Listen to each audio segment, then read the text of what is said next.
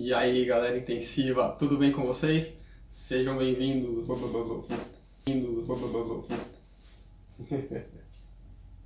E aí, galera intensiva, tudo bem com vocês? Meu nome é Ivens, vocês estão aqui no meu canal e esse é o nosso segundo Sunday Paper. Então sejam bem-vindos a mais um Sunday Paper. Explicando de novo para vocês, o que é o Sunday Paper? Então vai ser o jornal de domingo, onde todo domingo eu vou trazer para vocês um artigo novo para a gente discutir as evidências científicas a respeito do que a gente faz no hospital, do que a gente faz na UTI. Para esse nosso segundo Sunday Paper, eu trouxe esse artigo da Polly Bailey, um artigo bem bacana publicado na Critical Care Medicine em 2007.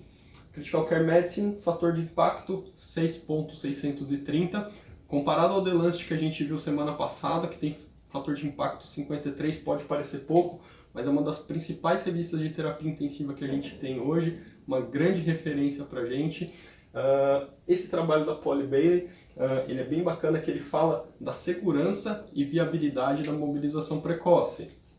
Então, o que estava acontecendo? Estava iniciando esse processo da mobilização precoce, de tirar os pacientes do leito, fazer mais atividades com esses doentes, só que muita gente ainda achava que esses pacientes estavam muito doentes para serem mobilizados, para serem submetidos a alguma atividade, né? Porque eles estavam numa fase aguda ainda da doença. E aí, o que acontecia? Esses pacientes acabavam passando por um processo de imobilidade prolongada. Eles ficavam muito tempo no leito porque as pessoas achavam que eles estavam muito doentes para fazer alguma atividade. A imobilidade prolongada, como a gente sabe, leva a anormalidades neuromusculares, então o nosso paciente pode perder massa, pode perder força, ele tem disfunção nervosa, disfunção do músculo. Isso vai levar, por exemplo, à fraqueza adquirida na UTI, e isso pode gerar piores resultados, piores desfechos para o nosso paciente, maior tempo de ventilação mecânica, de internação, maior mortalidade, sem contar nos desfechos a longo prazo. E aí, como melhorar isso? A hipótese da Polly Bailey é que mobilização precoce, manter o nosso doente mais ativo, podia evitar esses piores resultados e essas anormalidades neuromusculares. Então, será que isso é seguro? Será que dá para fazer? É seguro? É viável?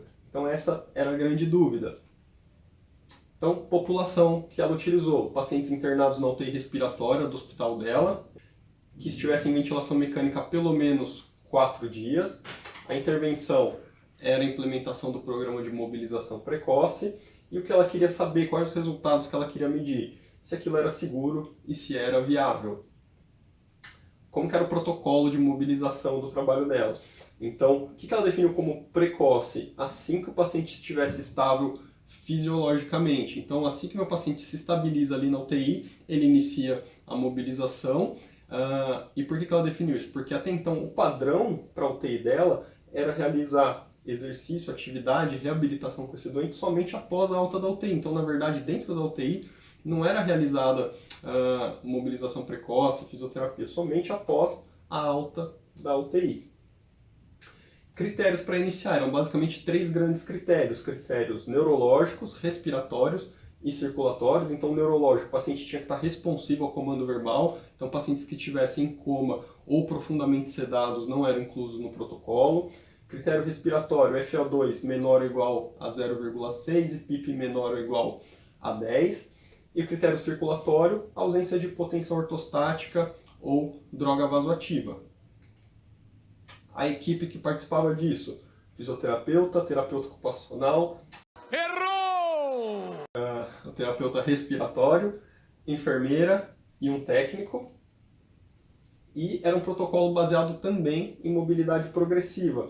Então, basicamente 3 grandes marcos: sentar beira-leito, transferência para a poltrona e deambulação, onde o objetivo era deambular mais que 30 metros com esse paciente até o dia da alta. Sentar no leito, ou seja, elevar a cabeceira do doente, e a mobilização passiva não foram consideradas atividades de mobilização, somente essas 3 grandes áreas aqui, esses 3 grandes marcos de mobilidade. Resultado: 103 pacientes foram incluídos no protocolo, com uma média de 63 anos, o Apache 2, que é o score de gravidade da UTI, 21, e o SOFA, que é o score de disfunção de órgãos, 4,5. Número de atividades realizadas com esses pacientes. Então, esses 103 pacientes realizaram 1.449 atividades, dentre elas 233 sentar beira-leito, 454 transferência para poltrona e 762 deambulação, ou seja, mais de 50% das atividades realizadas com esses pacientes foi a deambulação. Então, a grande maioria dos pacientes era capaz de deambular mesmo ainda dentro da UTI, o que ia bastante contra o que eles estavam fazendo na época, que era começar essa reabilitação somente após a UTI. Então, a gente vê aqui que a grande maioria das atividades foram realizadas com os pacientes não intubados, né, os pacientes já extubados, porém, os pacientes intubados realizaram quase o mesmo número de atividades que esses outros pacientes, né? E a gente vê que deambulação correspondeu aí a mais de um terço das atividades desses pacientes que estavam intubados.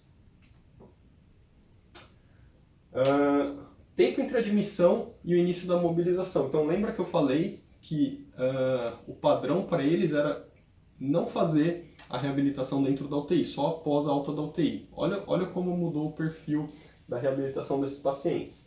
Eles começavam a sentar à beira-leito com 6,6 dias, transferência para poltrona com 8,8 dias, deambulação com 11,3 dias e conseguiam deambular mais que 30 metros com 12,4 dias.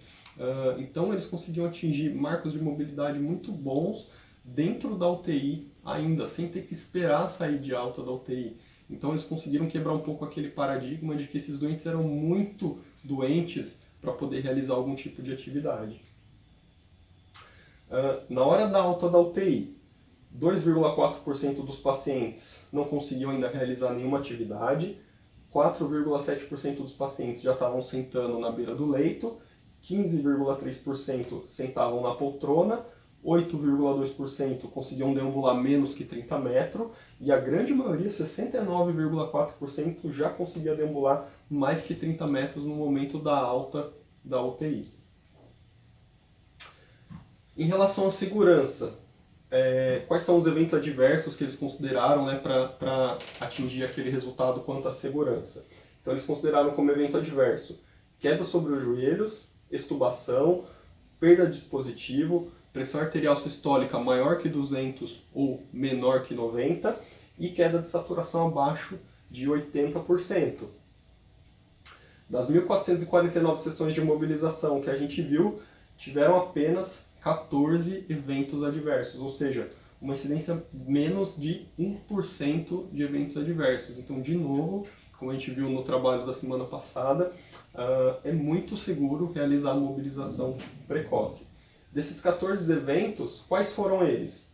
5 quedas sobre os joelhos, 4 quedas de pressão arterial sistólica menor que 90, 3 quedas de saturação menor que 80, uma pressão arterial sistólica maior que 200 e uma perda de dispositivo, que foi uma sonda nasointeral. Quanto à viabilidade, para realizar tudo isso, eles não tiveram que fazer nenhuma mudança na estrutura da equipe, não tiveram que contratar mais gente, não teve nenhuma mudança nesse sentido. Eles ressaltam a importância da equipe multidisciplinar. A gente viu lá que participava o fisioterapeuta, terapeuta respiratório, enfermeira e um técnico. Então isso é muito importante, esse trabalho multidisciplinar. Eles ressaltam que eles tiveram que, na verdade, não mudar a estrutura, mas sim reorganizar a estrutura da equipe no sentido de tornar a mobilização como uma prioridade do cuidado. Por isso que muitas vezes a gente não consegue implementar a mobilização, porque a mobilização em alguns lugares só acontece se sobra tempo, ela não é a prioridade. Então, quando você torna isso uma prioridade, a gente consegue fazer, é viável e é seguro. Então aqui ele mostra uma foto, um exemplo, né? Então, paciente ainda entubado, ventilação mecânica com fisioterapeuta, o terapeuta respiratório, e apesar de ter aquele protocolo com aqueles critérios, aqueles 3 grandes critérios que eles seguiam, eles falam que com o tempo eles conseguiam sair um pouco daqueles critérios. Então esse paciente, por exemplo, estava com uma FO2 de 0,6, uma PIP de 16, sendo que no protocolo o limite era 10, né? Volume corrente de 450, então ele comenta que mesmo pacientes pouco mais graves, que necessitavam de parâmetros ventilatórios mais altos, estavam aptos sim a participar das atividades de mobilização. Relação entre funcionalidade e disposição da alta. O que acontece? Qual que era a relação entre o local que o paciente vai de alta e o quão funcional que esse paciente estava? Então, o paciente ia de alta para casa, conseguia deambular 103 metros no momento da alta da UTI. O paciente que era transferido para um centro de enfermagem especializada conseguia deambular 89 metros na alta da UTI. O paciente que era transferido para um centro de reabilitação deambulava 82 metros na alta da UTI. E o paciente que ia para o cuidado intensivo de longo prazo deambulava apenas 42 metros na saída da UTI. Então eles conseguiram identificar também que a funcionalidade do doente tem relação para aquele lugar que ele vai de alta, né? Quanto melhor a função do paciente, aqui no caso, quanto mais ele consegue deambular, maior a chance dele ir para casa, ao invés dele ter que passar por um outro centro de internação. Conclusão: a mobilização precoce em pacientes com insuficiência respiratória é sim segura, é sim viável, então eles conseguiram aplicar, eles viram que tinha poucos eventos adversos, menos de 1%. A maioria dos pacientes que receberam mobilização precoce eram capazes de andar mais de 30 metros na alta da UTI, a gente viu que esse número era maior que 60%, e a mobilização precoce é uma candidata para prevenir e tratar as complicações neuromusculares relacionadas à UTI. Tá certo, galera? Então, esse foi o nosso artigo de hoje. Então, já se inscreve aí no canal para não perder nenhum artigo. Lembra de dar uma olhada no artigo da semana passada, o nosso primeiro Sunday Paper. Já deixa seu like aí nesse vídeo. Ativa o sininho para receber a notificação domingo que vem, quando a gente publicar o próximo Sunday Paper. E deixa o seu comentário.